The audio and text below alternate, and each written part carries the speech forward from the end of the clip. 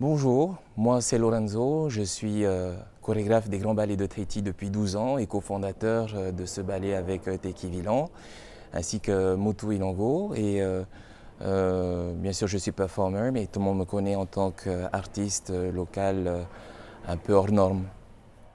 Alors aujourd'hui j'aimerais vous parler d'une chanson qui s'intitule Ovaunei.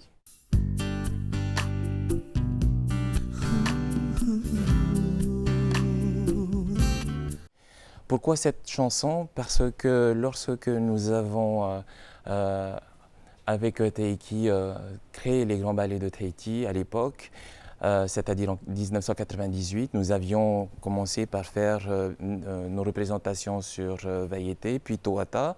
Et le premier spectacle que nous avons présenté sur Toata, c'était Tabou.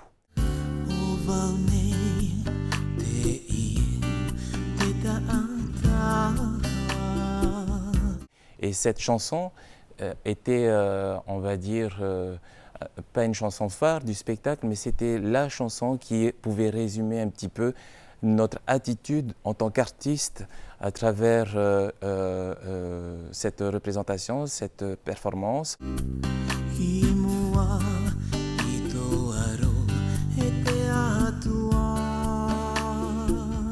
Alors, le titre en lui-même, Ovaunei, est un titre assez prétentieux, parce que quand tu dis Ovai Oe, en tahitien, c'est fort comme question posée, dans le sens où Ovai Oe, c'est mais pour qui tu te prends? Qui es-tu? C'est pas simplement qui es-tu, derrière la question du qui es-tu, il y a pour qui te prends-tu, pour qui vous prenez-vous? Et nous, on répondait donc à cela, Ovaunei.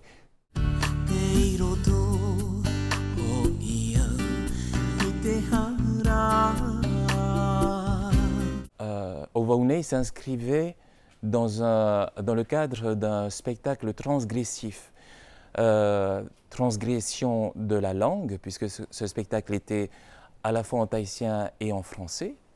Transgression des couleurs, transgression, pourquoi des couleurs? Parce que nous avions osé l'arc-en-ciel sur scène, des mollets arc-en-ciel, et ça avait beaucoup choqué. Mais chaque chose avait son importance et surtout sa signification.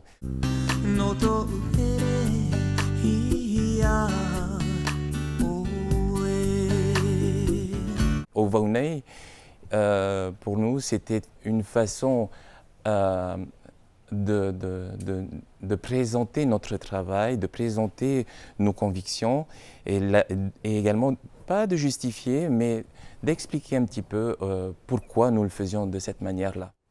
Ovaunei. Ovaunei te taata. Imua itoaro et te atua. Alors, il faut savoir que si on se place dans un contexte traditionnel, on ne parle pas de atua. On parle de rahunui, on parle de ce qu'on veut, mais on ne parle pas de atua. Et là, Ovaunei te ie te taata imua itoaro e te atua Teiroto ho iau i te hara. Teiroto ho iau i te hara. Là aussi, la notion du péché, donc du hara, est une notion qui est intervenue, qui est apparue avec les missionnaires, parce qu'avant les missionnaires, il n'y avait pas cette notion du hara. Noto uhere ia oe. Noto uhereya oe, par amour pour toi. Donc en fait, oui, je suis là devant toi, je fais tout, mais je me rends compte que ce que je le fais parce que c'est par amour pour toi uniquement. Ovaunei te taata, et ta umauhape, moi et mes erreurs. Et te taia, taia, c'est-à-dire mon chagrin, parce que il faut imaginer quand même que ce n'est pas facile de bouleverser les choses, ce n'est pas facile de transgresser. Ovaunei te ie, te te tata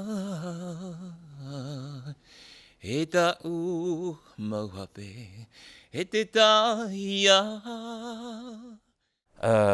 Il y a le doute qui s'empare de nous et également le chagrin d'une certaine manière parce que lorsqu'on atteint ce stade-là, forcément on est obligé de rompre avec beaucoup de choses, mais également des personnes que l'on aime, qui ne sont pas forcément d'accord avec ce que l'on entreprend, à commencer par les personnes très proches.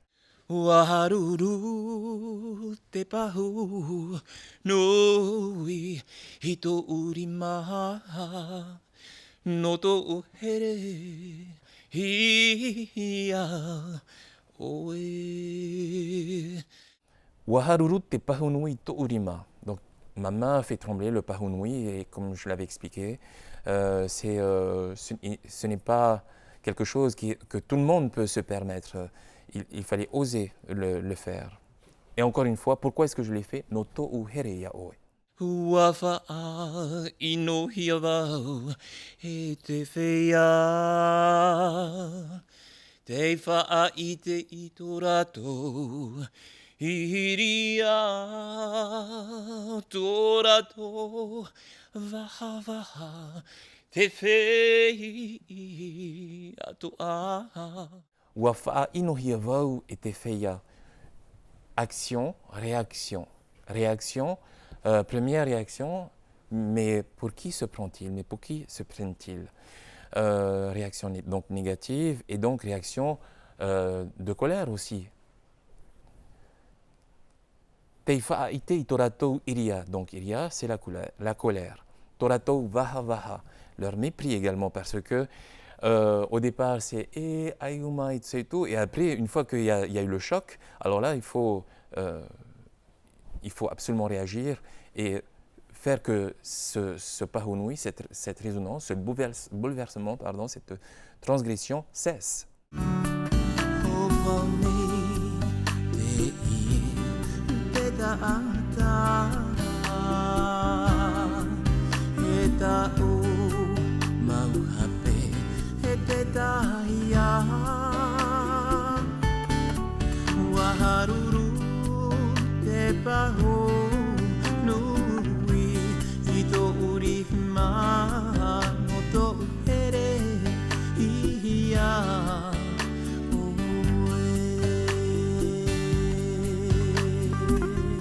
Aitaratou I feruri o oe te ietaratou e huna nuanei.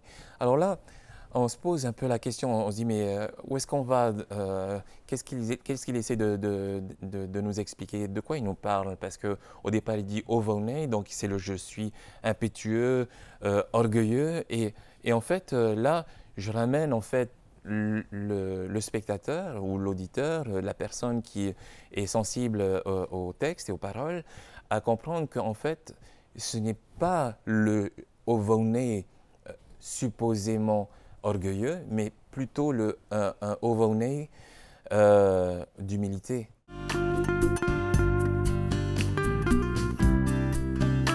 Parce que oui, je l'ai fait, je l'assume, et je l'assume pourquoi? Parce que je le fais en ton nom, et eux ne savent pas que c'est pour toi que je le fais. Et en même temps, en m'agressant, ou voire même m'insultant, ils prennent le parti de te mettre de côté, d'effacer en eux la capacité de comprendre de quoi il s'agit exactement.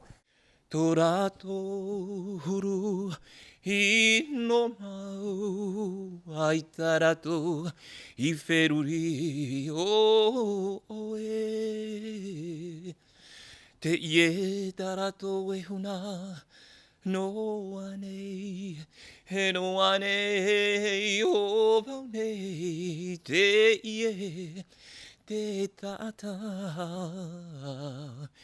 I mua I to aro he te atua. Qu'est-ce que j'ai, de qui je parle? Le ovonei, s'agit-il de moi? Non. Du coup, on comprend qu'il ne s'agit pas de moi. Le ovonei, ce n'est plus moi, c'est l'autre. Et là, normalement, une personne suffisamment attentive à ce texte devrait comprendre qu'on n'est plus dans l'orgueil, on n'est plus dans je m'impose, je bouleverse, je suis qui veut balayer d'un coup d'un coup de main, d'un revers de main, ce qui avait été préétabli. Non.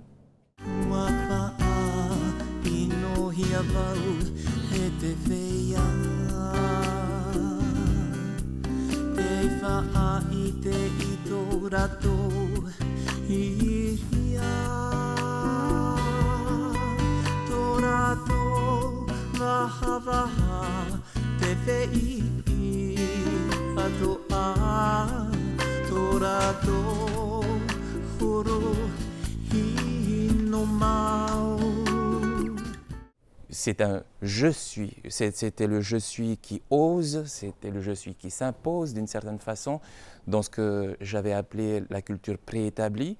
Ce que j'appelle la culture préétablie, c'est-à-dire le ori en lui-même, avec ses codes, ses repères, ses règles.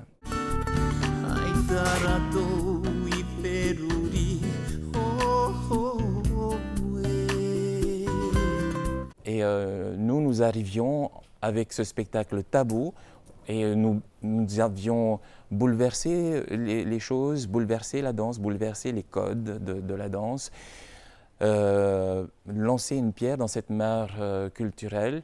Et surtout, nous voulions assumer cet état de fait. Donc nous nous sommes dit, Ovonei, c'est un titre qui était très bien, qui sonnait très bien.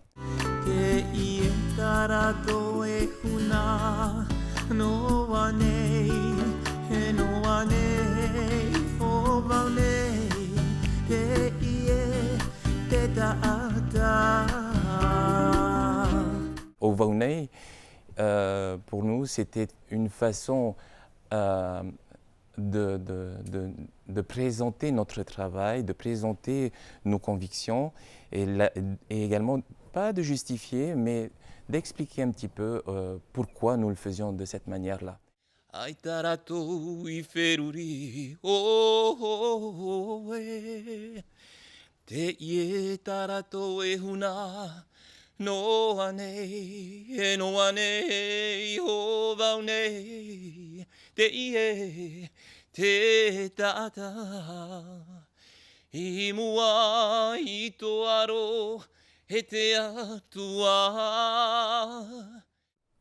À travers ce Ovonei, comme je disais, c'était un petit peu à double tranchant parce que ce côté prétentieux du Ovonei, voire même parfois orgueilleux, pouvait être donc interprété de cette manière-là. Mais pour qui se prennent-ils pour bouleverser les codes du Ori?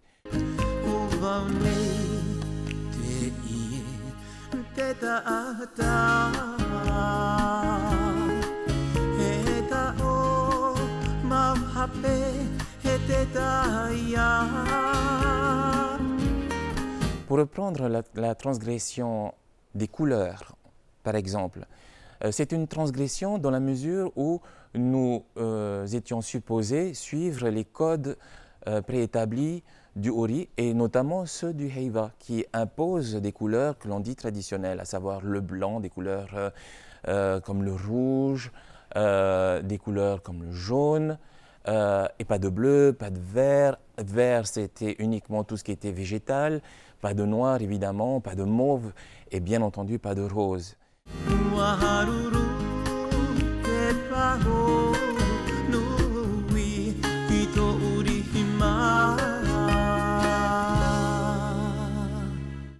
Et enfin, Ovonei te i te taata, le dernier couplet. Imua i toaro e te atua, donc je reprends les deux phrases du début de la chanson. Et apu ho iau, no to oe hiroa, no to u here ya oe. No to u here ia oe.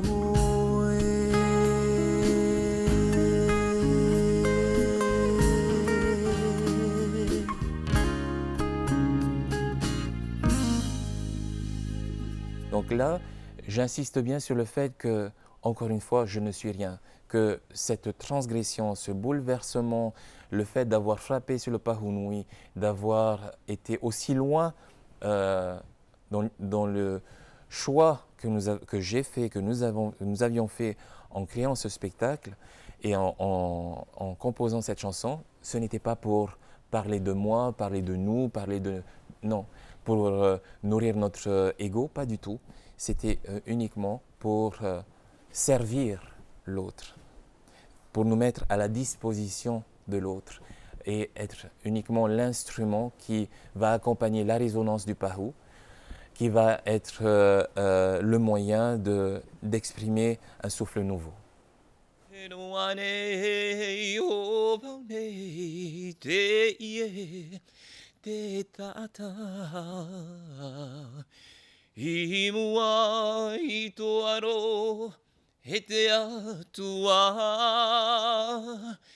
E apo ho iau no toi hiro a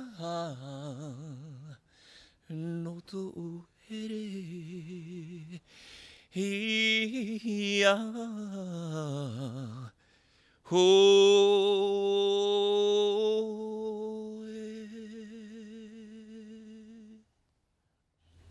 Voilà, c'était Ovonei, donc cette chanson composée par Teiki Villan et moi-même. J'espère que ce titre vous a plu, que son interprétation, son explication surtout a été intéressante et je vous donne rendez-vous pour une prochaine fois, je l'espère, avec un autre titre, une autre chanson et d'autres émotions aussi certainement. Au revoir.